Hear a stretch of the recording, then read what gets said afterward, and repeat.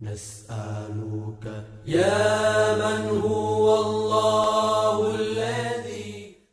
Hadirat yang dimuliakan oleh Allah, diadakannya acara seperti ini adalah sebagai memperingati buat kita, sebagai peringatan bahwasanya yang namanya umur itu nggak lama, bahwasanya semua orang akan meninggal, semua orang akan meninggalkan dunia yang fana ini, nggak ada yang kekal. Kullu syai'in halikun illa wajhah. Semuanya akan binasa kecuali Allah. Semuanya akan sirna kecuali Allah Subhanahu wa taala. Kullu man 'alaiha fan wa yabqa wajhu rabbika dzul jalali wal ikram. Adapun kita makhluk, semua makhluk dha'iqatul maut, akan mencicipi yang namanya kematian. Hanya saja ada keadaan yang berbeda. Ada keadaan orang wafatnya dalam keadaan husnul khatimah, wafatnya mudah, wafatnya juga mengucapkan kalimat la ilaha illallah yang gak sulit. Ada juga orang yang meninggalnya sulit atau dikatakan su'ul khatimah. Dan semua hal tersebut bisa dilihat dari bagaimana kehidupan dia yang dia lakukan, dari keseharian yang ia jalani, dari amalan yang ia perbuat. Sampai ada seseorang yang bernama sahabat Nabi Alqamah, subhanallah, ahli sholat, ahli puasa, ahli sedekah, namun kesehariannya membuat ibunya murka, ibunya jadi kagak ridho. Apa yang terjadi? Matinya susah, gak bisa ngucapin la ilaha illallah. Pada saat akhir hayatnya, sampai 3 sahabat dikirim, ada Bilal bin Rabah, ada Umar bin Al-As, dan ada 1 sahabat lagi dikirim oleh Rasulullah, tapi tetap kagak bisa ngucapin. Gara-gara hidupnya ada kesalahan. Jadi masyaallah hadirin, tujuan acara seperti tahlil, tujuan Allah menciptakan adanya kematian agar kita ini mikir kita bakal wafat. Jangan cuma pengen hidup bersenang-senang. Jangan mikir bahwasanya kita masih muda, masih lama.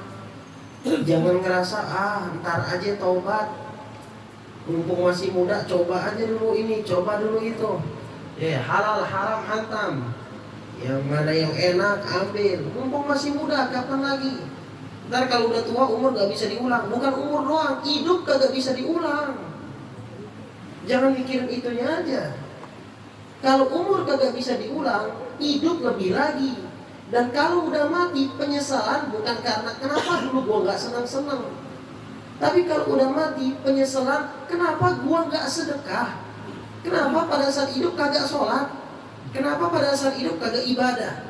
Sampai di dalam Al-Quran Allah Subhanahu wa ta'ala mengutarakan, berfirman tentang ada seseorang udah wafat, dan dia akhirnya minta dibalikin lagi, minta diperpanjang hidupnya. Buat apa? Fa'asaddaqa wa akum minas shalihin. Untuk sedekah doang.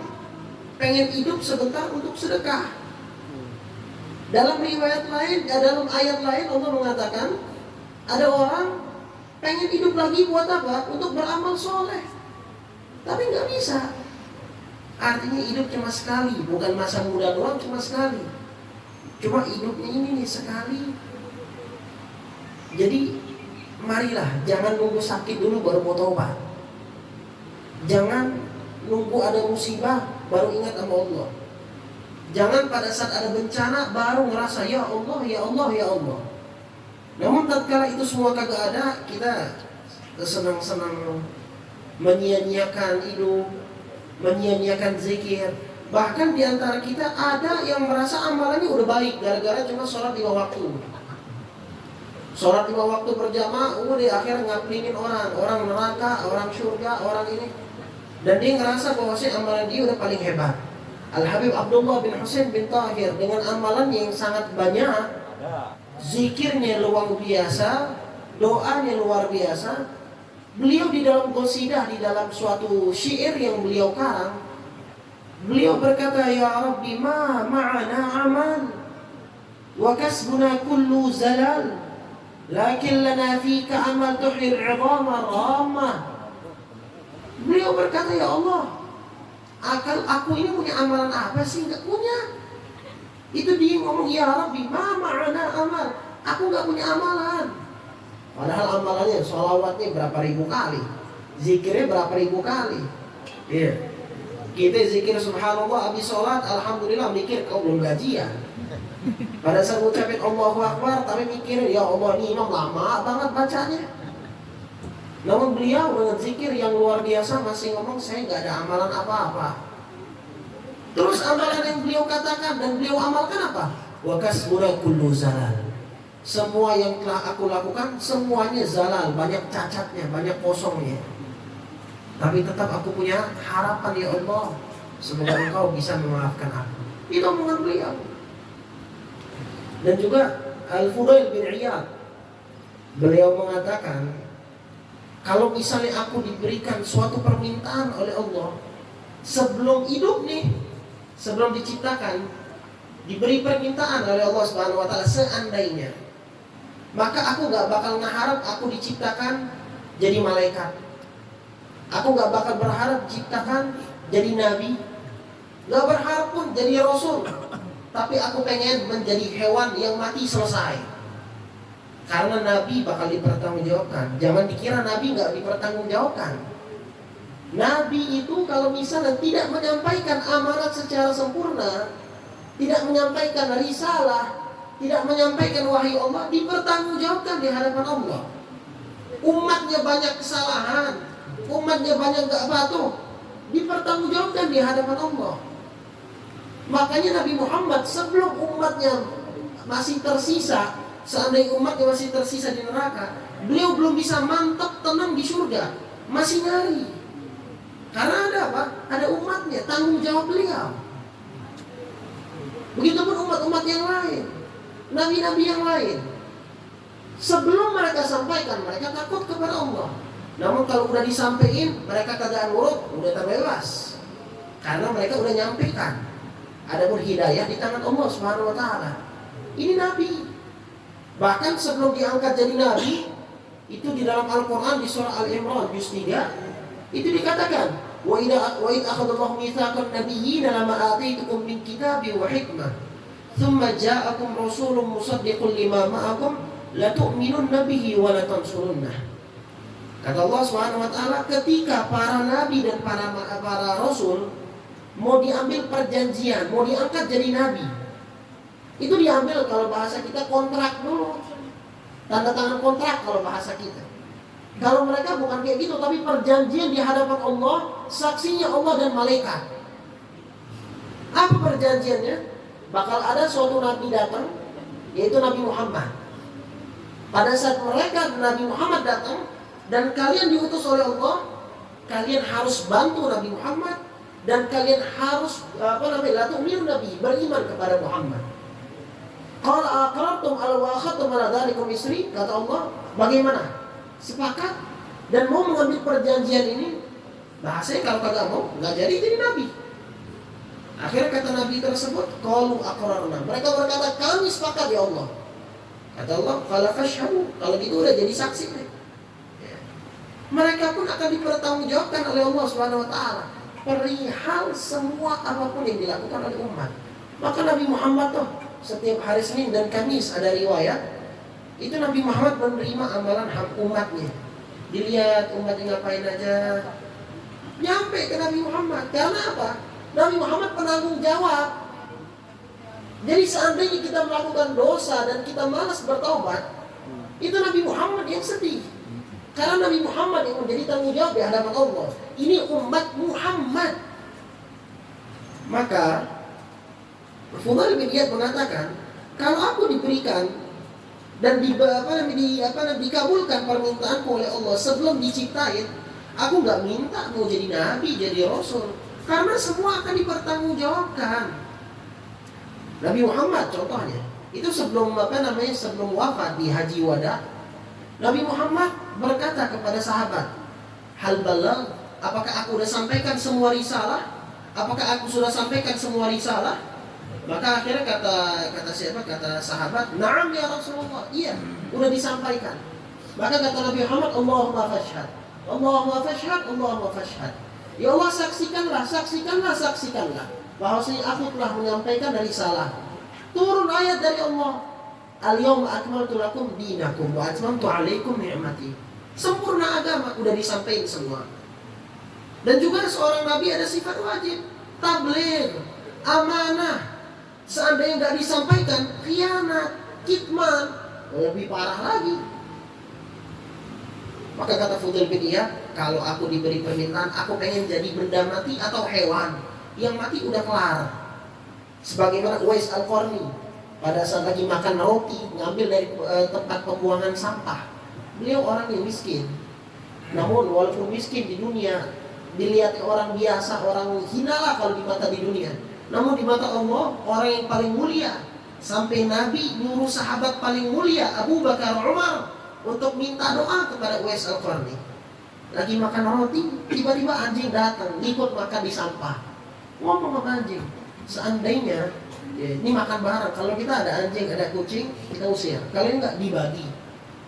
Dan beliau bilang, seandainya aku nggak bisa lewat sirat, aku nggak bisa lewat daripada siratal mustaqim, azab kubur, semua pertanyaan malaikat, aku nggak bisa melewati itu semua, nggak lolos, maka masih mulia engkau daripada aku, wahai anjing.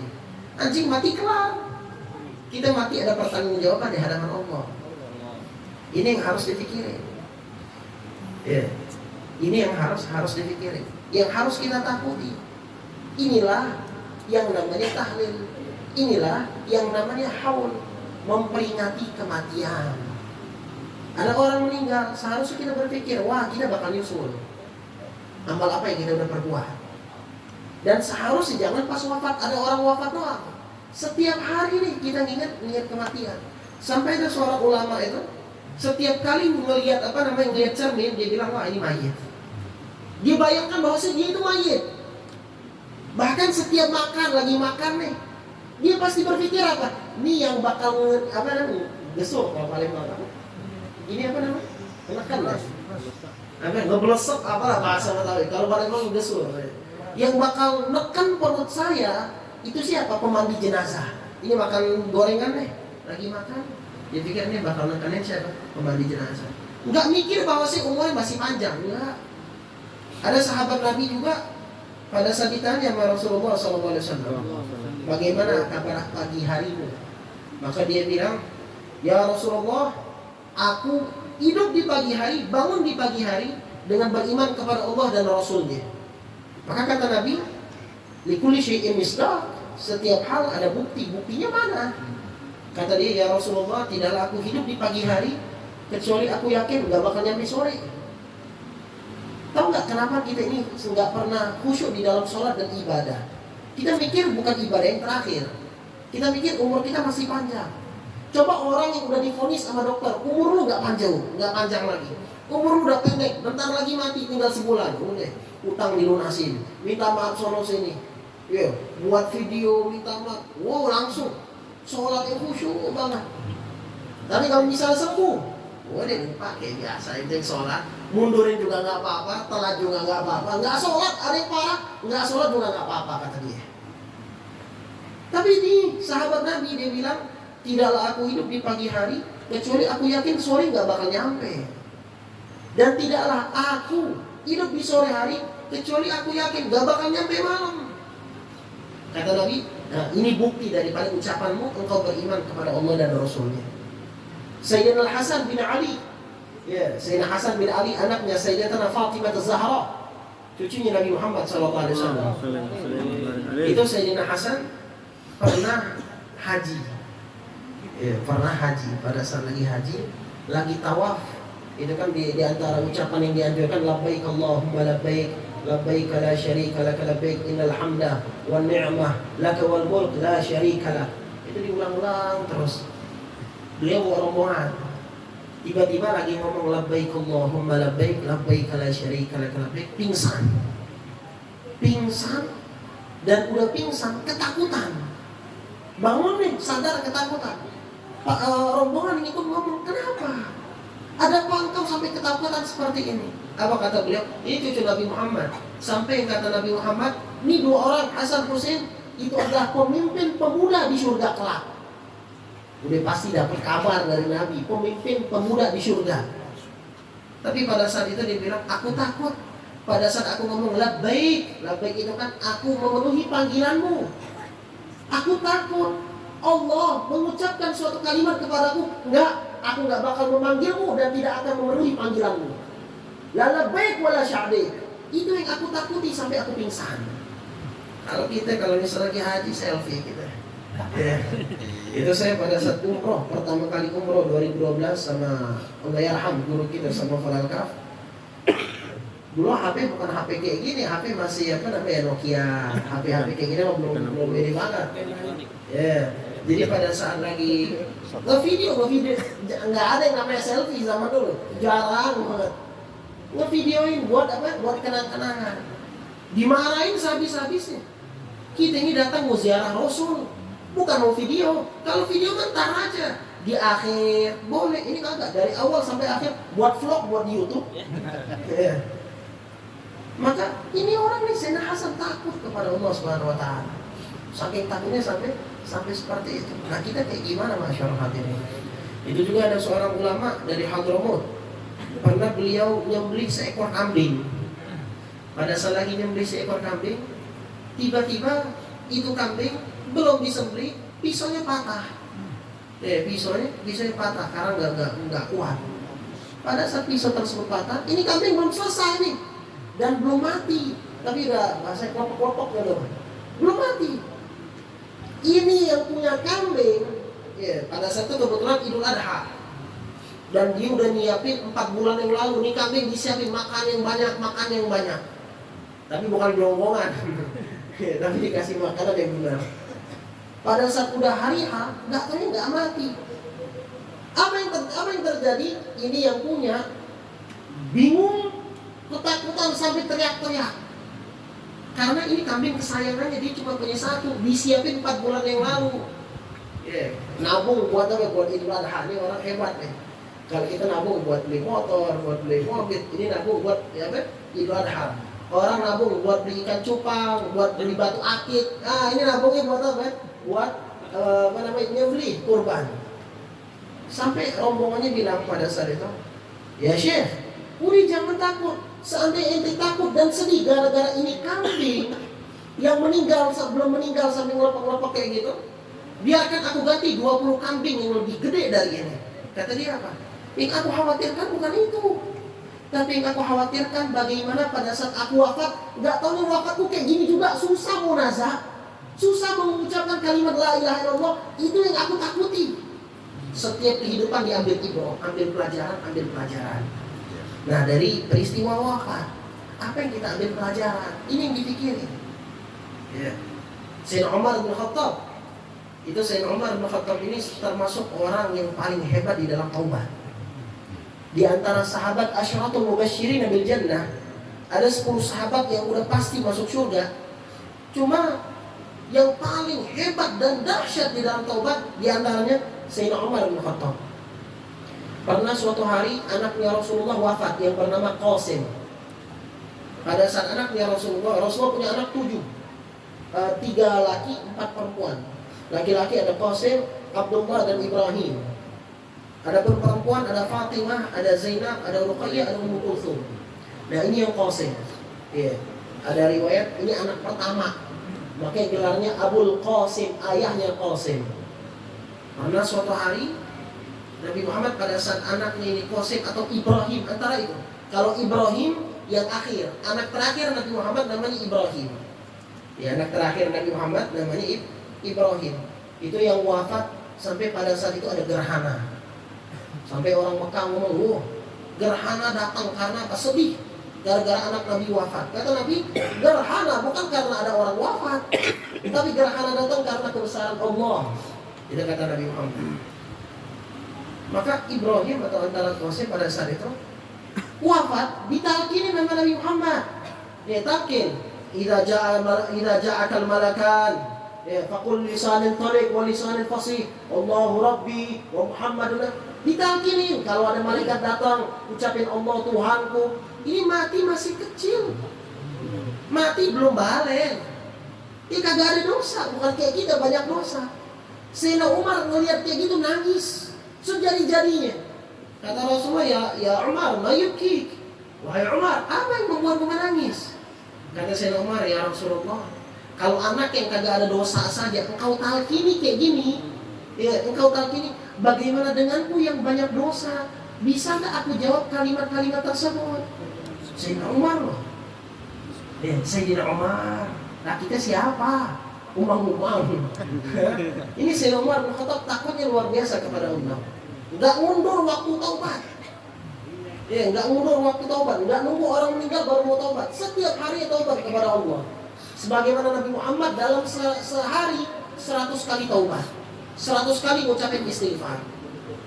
Itu Sayyidina Umar bin Khattab sampai beliau berkata, seandainya itu aku mendapatkan kabar dari Rasulullah, seandainya semua orang masuk surga kecuali satu, aku takut yang satu itu aku.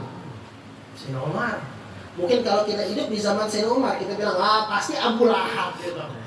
Pasti Abu Jahal, dia merangin, dia nyaci maki Nabi. Banyak orang kafir yang terang-terangan memerangi Nabi Muhammad, yang meludahi Nabi Muhammad. Ya. Kalau kita hidup dan di zaman Nabi, kita bilang pasti orang gitu. Jangankan itu, sekarang aja deh, pasti dia itu orang. Namun beliau, aku takut, ya, yang tidak masuk surga itu aku. Dan seandainya kata Nabi Muhammad, semua orang masuk neraka, aku yakin aku duluan yang pasti masuk neraka. Kenapa? Beliau nggak menganggap amalannya itu banyak, tapi beliau menganggap ridho Allah yang paling hebat, taubat Allah yang paling hebat. Masyaallah hadirin, kalau kita mengandalin amalan kita banyak, kagak ada yang bisa diandalin. Nikmat Allah yang diberikan oleh Allah lebih banyak daripada amalan. Kita amal, ada riyanya, ada ujubnya, ada sombongnya, kagak ada yang benar amalan kita. Kagak ada yang benar. Sampai di dalam hadis ada seseorang yang membanggakan amalannya. Dia mau masuk surga dengan amalannya. Ya, dia mau masuk surga dengan amalannya. Dia bilang, ya Allah, masukkan aku surga dengan amalanku. Pada saat ditimbang amalannya emang banyak. Tapi kata Allah, malaikat masukkan ke surga dengan rahmatku. Dia bilang, enggak ya Allah, dengan amalan. Kata Allah, dengan rahmat. Ya Allah, dengan amalan aku udah capek. Bahasanya kita udah kerja, pengennya dapat gaji yang sesuai dengan apa yang kita kerjakan. Kata Allah, enggak, dengan rahmat. Tetap dia kekeh. Akhirnya kata Allah, timbang nikmat satu bola mata sama semua amalan dia seumur hidup. Enggak taunya besaran nikmat satu bola mata daripada apa? Daripada amalannya. Jadi kita melakukan amalan itu udah kewajiban kita kepada Allah. Karena kita dikontrak oleh Allah, diciptakan oleh Allah untuk beribadah. Maka kalau misalnya kita udah berbuat salah, tapi nggak taubat, nggak ngerasa salah, nggak minta maaf, itu udah keterlaluan. Itu udah keterlaluan. Allah ngasih nafas, Allah ngasih kehidupan, Allah ngasih rezeki, Allah ngasih penglihatan, Allah ngasih pendengaran, tapi kita masih gunakan untuk maksiat dan kita nggak ngerasa salah, ngerasa biasa saja. Ini udah keterlaluan. Kita lihat cerita-cerita yang tadi, yang mereka semua subhanallah, tidak ada yang mengandalkan amalan mereka. Maka marilah, ya, apa yang kita hasilkan pada saat hari ini daripada zikir dan daripada amalan, semoga membuat kita ini nambah kuat bertobat kepada Allah, menambah kuat di dalam suatu amalan ibadah kita. Dan sebagai penutup, yang namanya almarhumah, apalagi kalau misalnya udah dibacain seperti ini, udah nyaman. Ya, itu disebutkan di dalam suatu hadis, ummati ummatan marhumah, umatku umat yang dikasih sayangi. Masuk ke kuburan banyak bawa dosa, tapi keluar dosanya udah dihapusin sama Allah. Gara-gara apa? Ada orang yang masih hidup istighfar untuk orang yang mati. Nah, yang kita pikirin, kita ini ada nggak yang mau buat acara seperti ini nih? Ada nggak yang mau istighfarin kita? Ada nggak yang mau bacain tahlil kita? Ada nggak yang mau ngirimin Fatihah buat kita? Itu yang kita pikirin.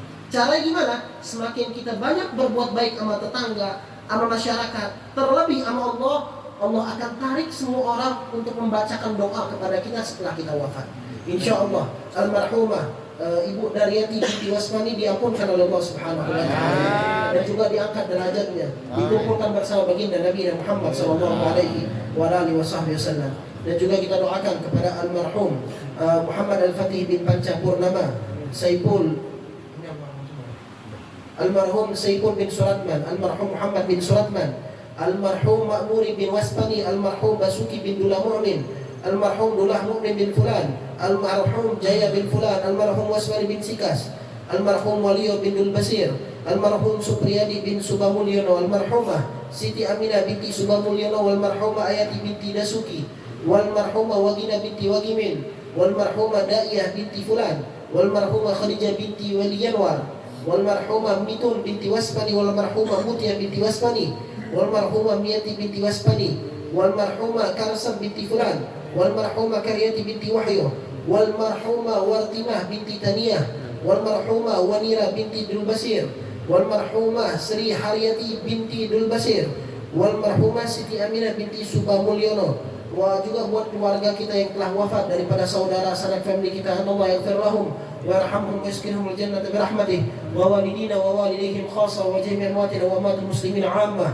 wa ila hadratin nabi sayyidina Muhammadin sallallahu alaihi wasallam. Al-Fatihah. A'udzu billahi minasy syaithanir rajim. Bismillahirrahmanirrahim. Alhamdulillahi rabbil alamin. Ar-Rahmanir Rahim. Maliki yaumiddin. Iyyaka na'budu wa iyyaka nasta'in. Ihdinas siratal mustaqim, siratal ladzina an'amta 'alaihim ghairil maghdubi 'alaihim waladdallin. Bismillahirrahmanirrahim. Alhamdulillahirabbil alamin. Allahumma shalli wa sallim ala sayyidina Muhammad wa ala ali sayyidina Muhammad. Amin. Allahumma ighfir lahum warhamhum wa'afihim wa'fu anhum wa akrim nuzulahum wa wasi' madkhalahum waghsilhum bil ma'il barid wa thalaj wa nakkihim min al khataaya kama tunakki thawb al abyad min ad-danas wa abdilhum daran khairan min darihim wa zawjan khairan min zawjihim wa ahlan khairan min ahlihim wa adkhilhum al jannah wa qihim min 'adabin nar. اللهم ادخل في قبورهم الروح والريحان والفسحة والآمان والعفو والرضوان يا حنان يا منان يا من إذا سئل عطى وإذا استعين عان. اللهم أمتنا بحسن الخاتمة ولا تمتنا على سوء الخاتمة. اللهم إنا نعوذ بك من سوء الخاتمة.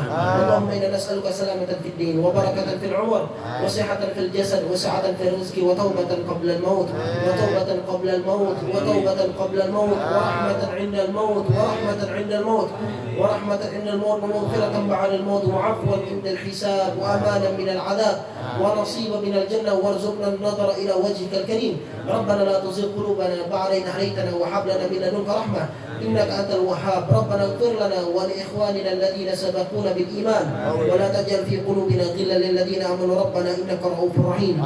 ربنا آتنا في الدنيا حسنة وفي الآخرة حسنة وقنا عذاب النار.